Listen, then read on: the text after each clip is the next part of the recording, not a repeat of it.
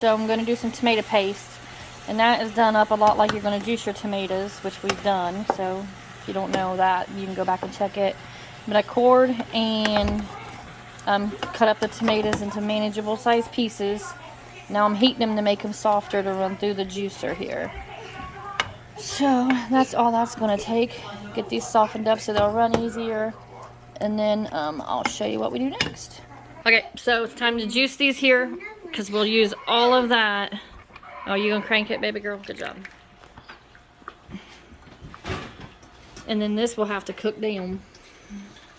Why is it juice right there? Just juice it because it's got a missing this gasket thing. Just get the cranking. Anyhow, so tomato paste. I don't remember what I said earlier. Anyhow, I use Amish paste tomatoes. If I said Amish paste, because that wasn't right. Anyhow, here's your ingredients. Heat your oven to 350. Quarter the tomatoes and then simmer in olive oil until soft. I normally skip the olive oil part just because I never noticed no difference, and they don't stick, so it's fine. So we're to the point of passing the softened tomatoes through the food meal or the juicer. So, there we go. Just like I done the tomato juice with. Yeah, hold on. Anyhow, where are we at? Run the seeds and skins a second time, which I might not do this time because I got to cook off all the water in the oven with it. So, and then bake the pulp in the oven, and you got to stir it every 30 minutes.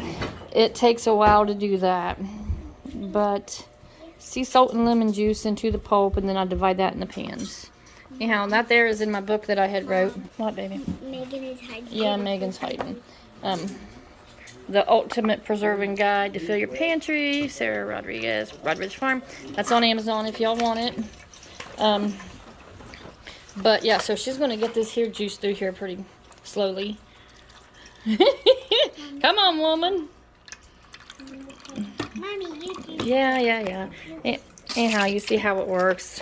Mommy, don't get it too hot. A lot of the paste is in that there. That's what we're going to be going after, mostly that. Mommy, don't get it too hot. Well, let's crank it then, sister.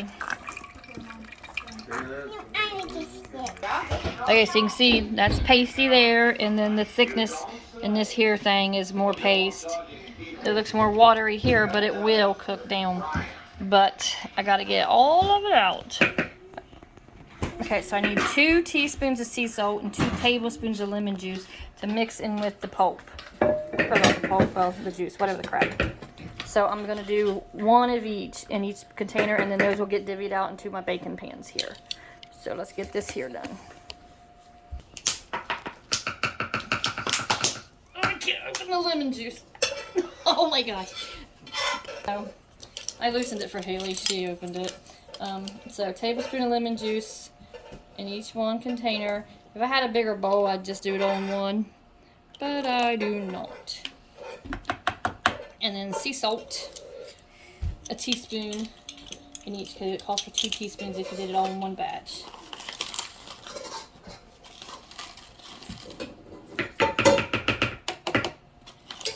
And this here is that Celtic sea salt. And then I would just stir it up in there, in the mess of it. And this is going to cook down by more than half. When it's done, it'll be 3-4 hours at least by going by more than half. So put it into my pan here. Try not to splash.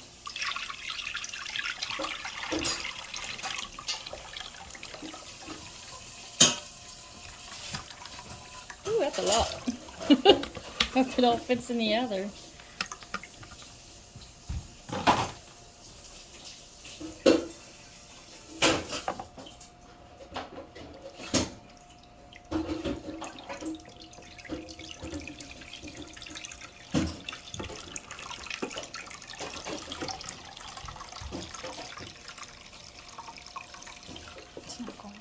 No, I'm gonna overflow it.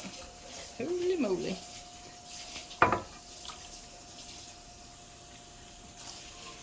Okay, so anyhow, got that in there. So put these in the oven, and then in 30 minutes I'll stir them. Okay, they're in the oven, 350 degrees, and that is it for a while.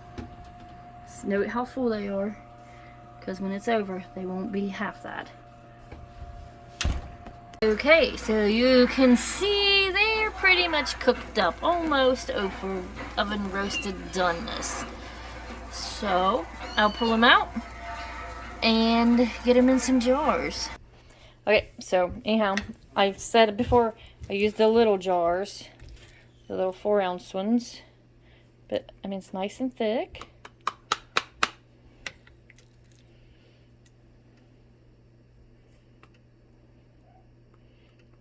Okay, let's see.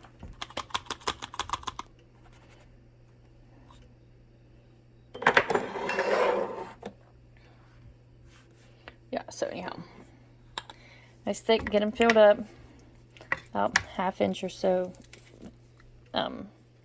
head space in the jar there.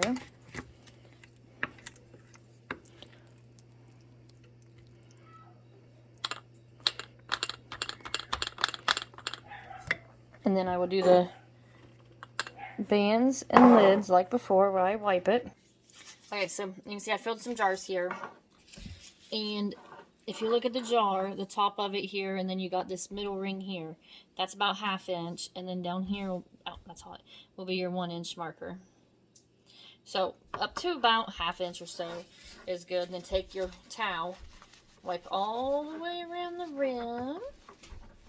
Make sure you get it good and clean. That way you don't have anything getting in the way of what's sealing it there. Regular mouth lid.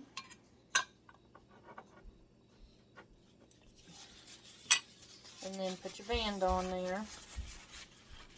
Hold on to my towel because it's warm.